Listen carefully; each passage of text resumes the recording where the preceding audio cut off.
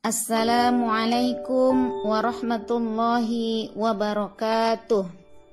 Alhamdulillahi rabbil alamin, wabihi nasta'in ala umuri dunya waddin, wassalatu wassalamu ala asrafil anbiya'i wal mursalin, wa ala alihi wa ashabihi ajmain.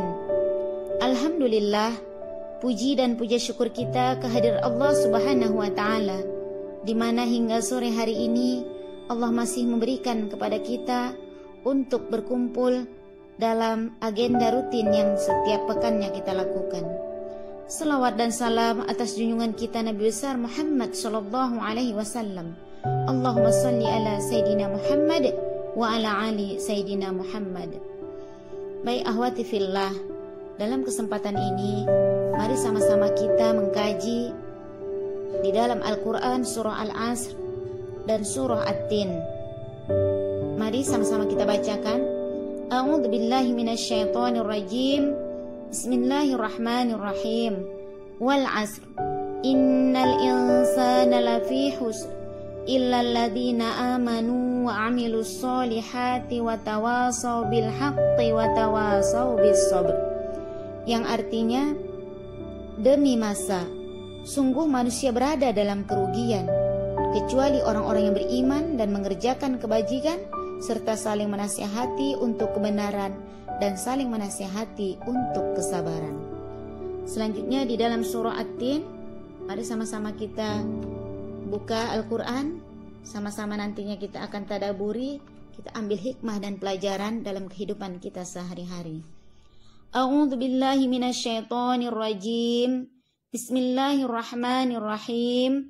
Wattini wazzaitun wa turi sinin wa hadzal baladil amin laqad khalaqnal insana fi ahsani taqwim thumma radadnahu asfala safilin illal ladzina amanu wa 'amilus solihati falahum ajrun ghairu mamnun fama yukadzibuka ba'du biddin alaihissallahu biahkamil hakimin. Yang artinya, demi buah tin dan buah zaitun, demi gunung Sinai dan demi negeri Mekah yang aman ini, sungguh kami telah menciptakan manusia dalam bentuk yang sebaik-baiknya, kemudian kami kembalikan dia ke tempat yang serendah-rendahnya, kecuali orang-orang yang beriman dan mengerjakan kebajikan. Mereka akan mendapatkan pahala yang tidak ada putus-putusnya. Maka apa yang menyebabkan mereka mendustakan tentang hari pembalasan setelah adanya keterangan-keterangan itu? Benarkah? Bukankah Allah Maha Hakim yang paling adil? Bukankah Allah Hakim yang paling adil? Baik ahwati fillah, dalam kesempatan ini mari sama-sama kita mentadaburi ayat-ayat Allah ini. Yang kita ketahui, orang-orang yang dikatakan orang-orang yang beriman, yaitu adalah orang yang mengerjakan kebajikan, maka mereka akan mendapatkan pahala yang tidak ada putus-putusnya. Dari ayat ini dapat kita ambil kesimpulan, illal ladzina amanu wa 'amilus solihati falahum ajrun ghairu mamnun. Kecuali orang-orang yang beriman dan mengerjakan kebajikan, maka mereka akan mendapatkan pahala yang tidak ada putus-putusnya. Berarti kita dituntut untuk bergerak. Berarti kita diminta untuk bergerak, untuk berbuat kebaikan, bukan diam. Jadi kalau ada yang menyatakan diam itu emas, ya, diam itu emas, saya percaya diam itu emas. Tetapi diam yang bagaimana? Diam menjauhkan diri daripada kemaksiatan. Diam menjauhkan diri daripada kemaksiatan. Baik ahwati fillah, kalau kita diam menjauhkan diri kita dari kemaksiatan, insya Allah diam itu akan bernilai, maka mungkin lebih daripada emas.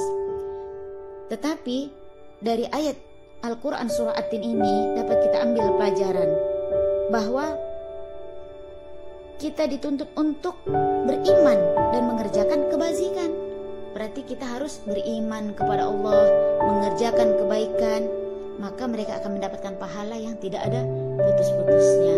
Masya Allah, bukankah kita menginginkan suatu saat nanti, kalaupun kita sudah tidak ada lagi di dunia ini, maka kita mendapatkan pahala yang tidak ada putus-putusnya.